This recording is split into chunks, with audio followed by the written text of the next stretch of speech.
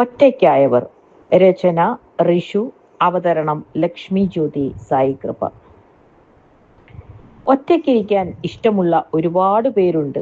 അതാരോടും ദേഷ്യമുണ്ടായിട്ടല്ല, മറിച്ച് എല്ലാവരോടും ഇഷ്ടമുണ്ടായതുകൊണ്ടാണ്. തനിക്ക് വേണ്ടപ്പെട്ടവരുടെ മുന്നിൽ വിഷമിച്ചിരിക്കുന്നത് കണ്ട് അത് അവർക്കൊരു സങ്കടമാകുമെന്ന് കരുതി അവരുടെ മുന്നിൽ നിന്നും ഓടിയൊളിച്ച് ഒറ്റയ്ക്കിരിക്കുന്നവർ.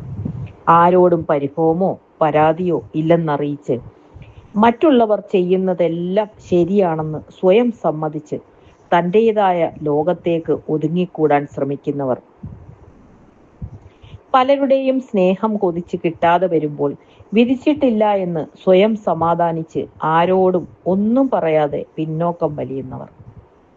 സ്വന്തമാണെന്ന് ധരിച്ചതെല്ലാം മറ്റുള്ളവർ സ്വന്തമാക്കി കൊണ്ടുപോകുന്നത് നിസ്സഹായായി നോക്കി നിൽക്കാൻ വിധിച്ച എന്നും ഒറ്റയ്ക്കായവർ. ഒരുപാട് പേരുണ്ടായിട്ടും ഒറ്റയ്ക്കാണെന്ന് തോന്നുന്ന നിമിഷങ്ങളുണ്ട് ജീവിതത്തിൽ.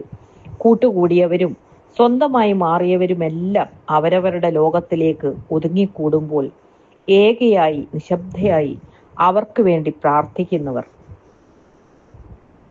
ഒരു മുറിയിലെ ഒരു പ്രത്യേക സ്ഥലത്തോ താൻ മാത്രം തനിക്ക് സ്വന്തമായ ഓർമ്മകളെ താലോലിച്ച് ചിലവഴിക്കുന്ന നിമിഷങ്ങൾ, സ്വയം ഓർത്തെടുക്കുന്ന ഒരുപാട് മറക്കാനാവാത്ത ഓർമ്മകൾ. നഷ്ടപ്പെട്ടതിനെക്കുറിച്ചും സ്വന്തമായതിനെക്കുറിച്ചും മനസ്സിന്റെ അടിത്തട്ടിലെ തുലാസിൽ വെച്ചൊരു കണക്കെടുപ്പ്. നഷ്ടമായതിനെക്കുറിച്ച് ഓർത്ത് ഒരു പുഞ്ചിരി.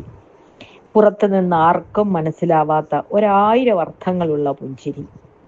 നഷ്ടങ്ങളെല്ലാം പലരുടെയും ഇഷ്ടങ്ങളാണെന്ന് മനസ്സിലായപ്പോൾ അനിഷ്ടം ചൊല്ലാതെ പിൻവാങ്ങിയതോർത്ത് ഒരു നെടുവീർപ്പിടൽ.